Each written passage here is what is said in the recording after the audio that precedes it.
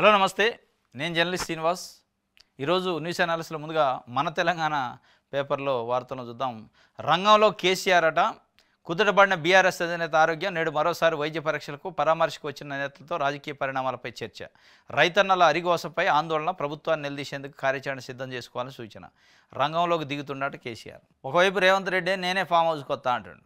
నీతో మాట్లాడేది ఉంది, ఫామ్ హౌస్కి వచ్చి మాట్లాడితే ఏదన్నట్టు, లేదంటే నువ్వు అసెంబ్లీకి రా, నువ్వు రానంటే నీకు ఆరోగ్యం సహకరించకపోతే నేనే ఫామ్ హౌస్కి వస్తా, ప్రాజెక్టులపై ఎర్రవెల్లిలోనే చర్చిద్దాం, అక్కడే మాకు అసెంబ్లీ నిర్వహించుదాం, మంత్రులందరినీ పంపిస్తాను, కాదు కూడదంటే నేను కూడా వస్తా, నాకేమి బేసిజాలు లేవు, కేసీఆర్ నాకంటే సీనియరు, ఆయన ఆరోగ్యంగా ఉండాలి, ప్రజలకు ఉపయోగపడాలి, అసెంబ్లీలో చర్చకు వస్తానన్న సిద్ధమే, సభను హుందాగా నడుపుతానని హామీ ఇస్తున్నా, ఎవరి గౌరవానికి భంగం కలిగించం, తేదీ సమయం కేసీఆర్ అని చెప్పాలి, నదీ జలాల్లో రాష్ట్ర హక్కులను వదులుకోం, నల్గొండ రంగారెడ్డికి గోదావరి జలాలు తరలిస్తే ఏపీ సీఎంకు అభ్యంతరం ఏమిటి, మిగిలి జలాలే వాడుకుంటామని చంద్రబాబు అంటున్నారు, మా వాటా మేము వాడుకున్న తర్వాతే మిగిలి జలాలు వాటా తేలేది, దేవుడు దిగి వచ్చినా నిటారుగా నిలబడి తెలంగాణ ప్రయోజనాల పరిరక్షణకు పోరాడతాం, కృష్ణానది జలాల ప్రజెంటేషన్లో సీఎం రేవంత్ రెడ్డి చెబుతుండు. ఆయన నల్గొండ రంగారెడ్డి జిల్లాలకు గోదావరి జలాలు తరిస్తే ఏపీ సీఎంకి అభ్యంతరం ఏంటి, మిగిలి జలాలు వాడుకుంటున్నా అంటున్నావు కదా, మిగులు జలాలు అనేది ఎప్పుడు వాస్తవంగా తెలంగాణ వాటాని తెలంగాణ వాడుకున్నాక మిగిలితే మిగిలి జలాలు. చంద్రబాబు నాయుడు గారు లాజికల్గా నేనే ముందు సముద్రంలో కలిసే నీళ్ళే కానీ ఆయన ఏదో కుంటి సాకులు చెప్తుండు. ముందు సముద్రంలో కలవాలంటే తెలంగాణ ప్రాజెక్టులు కట్టకపోతే కిందికి నీళ్ళు పోతాయి, పైన ఉన్న మహారాష్ట్ర కట్టకపోతే అల్మట్టి పైన ఎందుకు మీరు నిరసనలు చేశారు, అప్పట్లో ఆల్మట్టి డ్యాము పైన అభ్యంతరాలు ఎందుకు వ్యక్తం చేశారు, మనం కూడా అప్పుడు మిగిలి జలాలు ఆడుకుంటే అయిపోయేది కదా, అంటే పైన ప్రాజెక్టులు కడితే కిందికి మిగిలి జలాలు రావని కదా. మీ తెలివితేటలు ఏంది, చంద్రబాబు నాయుడు గారి తెలివితేటలు, ఇక పైన తెలంగాణలో ఇప్పుడు కట్టేది లేదు కాబట్టి మిగిలి జలాలను నేను కడతా, నేను ఒకసారి ప్రాజెక్టు కట్టిన తర్వాత నదీ జలాల ఒప్పందాల ప్రకారం ఏముంటుందంటే కింద ప్రాజెక్టు కడితే దానికి ముందు స్థిరీకరణ చేయాలి, వాటరు ఫలానా ప్రాజెక్టు ఫోర్స్లో ఉంది కాబట్టి దానికి సంబంధించిన అలాట్మెంట్ అయిన తర్వాతనే, అలొకేషన్ అయిన తర్వాతనే పైన ప్రాజెక్టు కట్టుకోవడానికి ఉంటుంది. అదే అనమాట ఆయన తెలియదు. ఇక అంత మాత్రం తెలియదు తెలంగాణలో కోనికి లేదు అన్నట్టు, సముద్రంలో కలుస్తుంటే ఏమవుతుంది అంటాడు. ముందు సముద్రంలో కలవాలంటే రేపు ఒకవేళ తెలంగాణలో మిరియాలకు అడతారు బనకచెర్ల, రేపు మన 10 ఏళ్లకో 5 సంవత్సరాలకో తెలంగాణ కూడా కట్టుకోవాలనుకుంటుంది ఈ ప్రాజెక్టు. కట్టుకోవాలన్నప్పుడు మీరేం చేస్తారు, మా బనకచెర్ల సంగతి ఏందో మాకు నీళ్ళు కేటాయించాక గారు మీరు కట్టాల్సిందని అభ్యంతరం పెడతావు, అప్పుడు ఎడారేదూరు తెలంగాణ కదా, తప్పనిసరిగా అభ్యంతరం పెట్టే అవకాశం వస్తుంది. అప్పుడు మీకు ప్రాజెక్టు ఉన్నప్పుడు అభ్యంతరం వేరు ఉంటుంది, ప్రాజెక్టు లేకుండా అభ్యంతరం వేరు ఉంటుంది, ప్రాజెక్టు ఫోర్స్లో ఉన్న వాళ్ళకి బలం ఎక్కువ ఉంటుంది. ఇక అదే అనమాట, చంద్రబాబు నాయుడు గారు 200 టీఎంసీల కోసం ప్రాజెక్టు కట్టి, నా 200 టీఎంసీలు మినాయించి మీరు కట్టుకోండి, మీరు ప్రాజెక్టు కడితే నాకు తగ్గుతాయి కాబట్టి కట్టొద్దు అంటాడు. కేంద్ర జల సంఘం కూడా అప్పుడు చెప్పింది, కింద ప్రాజెక్టు అనుమతి ఇచ్చిన మేము, దానికి 200 టీఎంసీలు పోవాలంటే నువ్వు కట్టొద్దు అంటది. ఇదనమాట కుట్ర. దీనికోసమే ఇప్పుడు కేసీఆర్ నేను రంగంలోకి దిగుతా అంటాడు, నేను ఫామ్ హౌస్కి వస్తా అంటాడు, నేను గెలిస్తే ఫామ్ హౌస్లో ఉన్న కేసీఆర్ని బయటికి తీసుకొస్తా అని ఈయనే ఫామ్ హౌస్కి పోతాను. ఇప్పుడు ఫామ్ హౌస్కి పోయి చర్చలు చేస్తారట, ఆయన పోయేది లేదు, ఆయన రమ్మండు, ఆయన అసెంబ్లీకి రాడు, ఈయన ఫామ్ హౌస్కి పోడు, ఉట్టి ముచ్చట్లు వీటి కోసం పెద్ద పెద్ద ఐటమ్స్ పెట్టుకోవడం తప్ప ఏం లేదు ఇందులో. ఇవాళ క్యాబినెట్ భేటీ ఉంది, తెలంగాణ క్యాబినెట్. హెచ్సీఏ అధ్యక్షుడు జగన్మోహన్ అరెస్ట్ అయ్యట, ఐపీఎల్ మ్యాచ్ల సందర్భంగా SRHను వేధించినట్టు ఆరోపణలు, వ్యక్తిగతంగా తనకు 10% టికెట్లు ఉచితంగా ఇవ్వాలని డిమాండ్, నిరాకరించడంతో లక్నోతో మ్యాచ్ సమయంలో కార్పొరేట్ బాక్స్కు తాళం వేసిన హెచ్సీఏ, విజిలెన్స్ విచారణకు ఆదేశించిన రాష్ట్ర ప్రభుత్వం, ఆరోపణలు నిజమన్న తేల్చిన విజిలెన్స్. ఇట్లాంటి వాళ్ళు అధ్యక్షులు అయితే ఇట్లే ఉంటుంది, నాకు 10% ఉచితంగా టికెట్లు ఇస్తారంటే కమిషన్, టికెట్లో కూడా కక్కుర్తేనా, ఇట్లాంటి వాడిని అధ్యక్షుడు పెడతాడు వాడన్నా. మరి వీళ్ళకి ఎట్లా ఓట్లు వేస్తారో ఎట్లా వెళ్తారు కానీ హెచ్సీఏ అధ్యక్షుడు 10% నువ్వు టికెట్లు ఇస్తారంటే ఐపీఎల్లో నీకు సహకరిస్తారు, లేదంటే దాని కార్పొరేట్ బాక్స్కి తాళం వేసి నాన్న ఇబ్బంది పెట్టి వాళ్ళకి సహకరించలేదంటే వాళ్ళు కంప్లైంట్ చేసి ఇప్పుడు నేను అరెస్ట్ చేసి లోపటేశారు, ఆయనతో పాటు ఇంక 2 ముగ్గురిని. మరి ఈ మహానుభావుడు జగన్మోహన్ రావు ఆయన పేరు, హెచ్సీఏ అధ్యక్షుడు. ఈ మహానుభావుడికి ఇంకేదో అలన్ ఇన్స్టిట్యూట్స్ అయిన ఉన్నాయి, అకాడమీలు, దొంగ అకాడమీలు నడుపుతుండు, జూనియర్ కాలేజీలో చదువు చెప్పేది, అకాడమీల పేరుతోని పర్మిషన్ లేకుండా నడుపుతుండు, లక్షల ఫీజులు. ఆయనకు అది కూడా ఉంది జగన్మోహన్ రావుకి, హెచ్సీఏ అధ్యక్షుడట. మొత్తం దొంగదందాలే ఉన్నట్టుంది. మళ్ళీ అదే అసెంబ్లీకి వస్తారా, ఫామ్ హౌస్కి రమ్మంటారా, గ్రూప్ తగాదాలకు చెక్కు, స్థానిక షెడ్యూలు వచ్చే లోపే పరిష్కారంపై జిల్లా ఇన్ఛార్జి మంత్రులు దృష్టి. కాంగ్రెస్ పార్టీ అట గ్రూప్ తగాదాలకు చెక్కు పెట్టిందట. కాంగ్రెస్ పార్టీ ఉన్న రూలు ఉంటాయి, గ్రూప్ తగాదాలు చెక్కు పెట్టడానికి ఎవడి వల్ల కాదు, అది అయ్యే పని ఉట్టిముచ్చట. మళ్ళీ వీళ్ళే అంటారు టీవీ చర్చలు, కాంగ్రెస్ పార్టీ అంటే ప్రజాస్వామ్యం ఎక్కువ కాబట్టి ఎవరంటే వాళ్ళు ఎట్లా అంటే అట్లా మాడతారు. ఆ చెక్కు పెట్టడం అనేది సాధ్యమయ్యేది కాదు, కానీ ఉంటాయి, కాకపోతే తీవ్రత తగ్గియచ్చు. ఈ స్థానిక ఎన్నికల షెడ్యూల్ వచ్చే లోపట 9,000 కోట్లు బిగ్ భూదందాట, 9,000 కోట్ల రూపాయలకు సంబంధించి భూదందా నడుతుందట. గోపనపల్లిలో 90 ఎకరాలకు సర్కారు పెద్దల ఎసరు. భాగ్యనగర్ టీఎన్జీఓకు దక్కాల్సిన భూమిపై కన్ను, గుట్టు చప్పుడు కాకుండా బస్తారక నగర్ ఖాళీ. గుడిసెవాసులను బలవంతంగా ఎలగొడుతున్న వైనం తీగలాగితే బయటపడిన 90 ఎకరాల భూదందా. తెరనక బిగ్ బ్రదర్స్. కొందరు కాంగ్రెస్ నేతలు కూడా ఉండట. దగ్గరుండి వ్యవహారం నడుపుతున్న సలహాదారు. 10 ఏళ్లు ఆ భూమిని కాపాడిన కేసీఆర్ సర్కారు.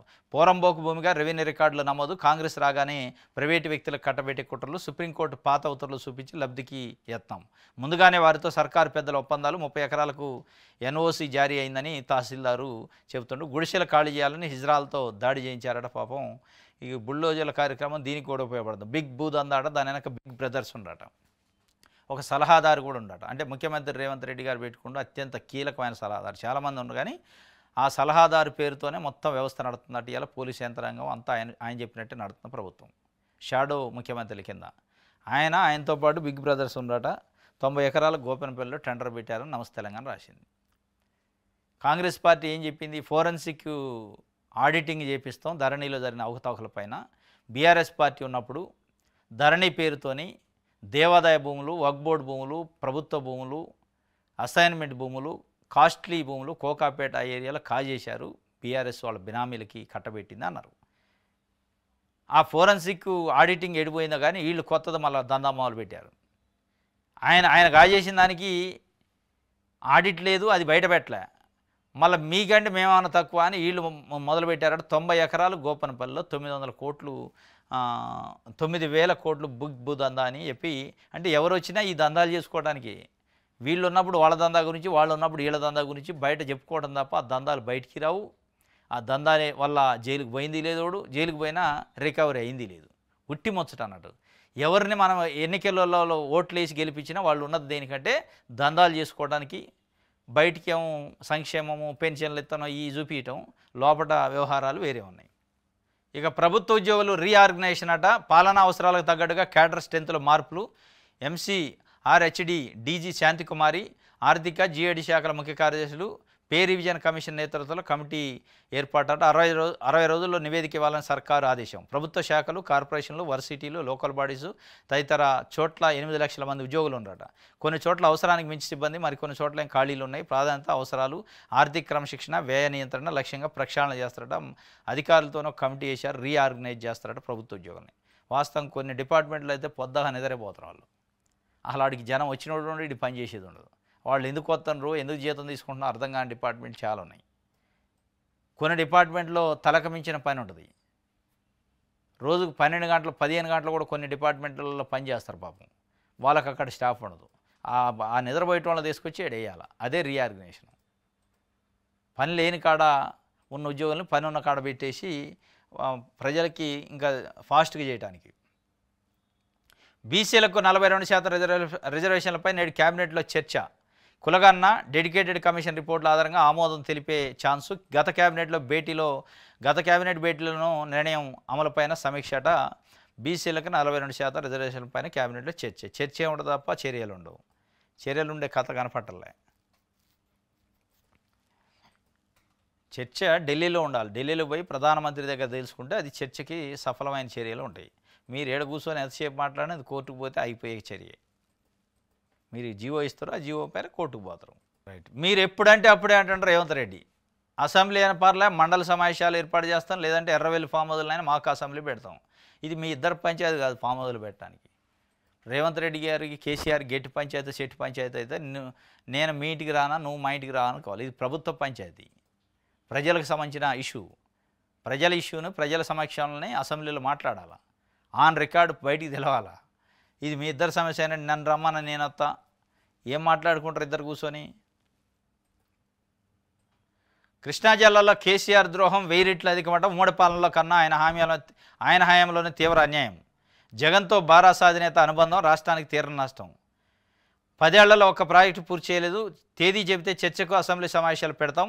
ఎర్రవేలు ఫామ్ హౌస్‌లో మాకు అసెంబ్లీకి అని సిద్ధం. నేను వస్తా ముఖ్యమంత్రి రేవంత్ రెడ్డి చెప్తుండు. కృష్ణా జిల్లాలో కేసీఆర్ చేసిన ద్రోహము ఉమ్మడి రాష్ట్రంలో చేసిన ద్రోహం కంటే ఎక్కువ ఉందట.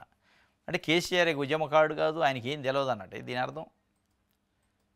మీరు ఎవరిని సమర్థించుతున్నారు అంటే గతంలో ఉమ్మడి రాష్ట్రంలో చేసిన ముఖ్యమంత్రులే బెటరు కేసీఆర్ కంటే అని చెప్పే ప్రయత్నం రాజకీయంగా చేస్తున్నాం. కానీ కేసీఆర్ చేసిన ద్రోహం ఏందో చెప్పట్లే. కాగితం ఉందంటున్నావు, సంతకం పెట్టిండు అంటున్నావు.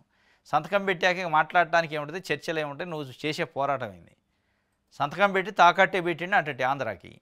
ఇక నువ్వు మాట్లాడటానికి ఏముంది? నిజంగానే తాకట్టు పెట్టుంటే ఇదంతా ఇక రాజకీయ విమర్శ. కళ్ళు కాదది గరళమే, కల్తీ కళ్ళుకు 6గురు బలి, మరో 3 పరిస్థితి విషయమా. హైదరాబాద్లో కూకట్పల్లిలో జరిగింది. నేను నిమ్స్లో 31 మందికి చికిత్స, అక్కడ పడకలు లేక కొందరికి గాంధీలో వైద్యం చేస్తున్నారు. మొత్తానికి ఇప్పటికే 6గురు బలి, ఇంకో 3 పరిస్థితి విషమంగా ఉందట పాపం. స్థానిక ఎన్నికలు, బీసీ రిజర్వేషన్లు నేడు క్యాబినెట్లో చర్చ ప్రధానంగా వీటిపైనే. గవర్నర్ ద్వారా ఆర్డినెన్స్, జీవో జారీకి అవకాశం. బనకచర్ల రాజీవ్ యువ వికాసం పైన చర్చ ఉంటుందట. ఈ యువ వికాసం ఉటిదే. అప్పుడప్పుడు క్యాబినెట్ పెట్టినప్పుడు వాళ్ళు అంటారు అది అడుగును పడేశారు, అయిపోయింది దాని కథ. రాజీవ్ యువ వికాసంలో 16,84,000 మంది దరఖాస్తు చేసుకున్నారు. మీరు 5 లక్షల మందికి ఇస్తున్నారు. 5 లక్షల మందికి కూడా ఇయ్యలేని పరిస్థితి. ఇస్తే వ్యతిరేకత వద్దని దాన్ని తీసి పక్కన పెట్టే కార్యక్రమం. ఇదంతా ఉట్టి ముచ్చట. ఆంధ్రజ్యోతి ఎండి రాధాకృష్ణ అంటే మాకు గౌరవం ఏంటుంది సత్యవతి రాథోడ్ గారు. మరి గౌరవం నాకు దాడి ఏంది చేస్తున్నారు? మంత్రి సీతక్క వ్యాఖ్యల అర్థమేమిటి? మాజీ మంత్రి బీఆర్ఎస్ నేత సత్యవతి రాథోడ్ దాడి చేస్తే బీఆర్ఎస్ను భూస్థాపితం చేస్తాం. ఎండి రాధాకృష్ణ కొత్త పలుకు అక్షర సత్యం. టీపీఆర్పీ వ్యవస్థాపక అధ్యక్షుడు రవికుమార్ చెబుతుండు. ఆంధ్రజ్యోతి ఎండి రాధాకృష్ణ గారంటే గౌరవం ఉందంటే బీఆర్ఎస్ మాజీ మంత్రి సత్యవతి రాథోడ్ గారు అంటున్నారు.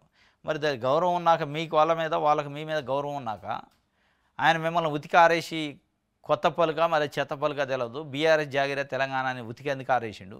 ఆ ఉతికి ఆరేయగానే మీకెందుకు కోపం వచ్చింది?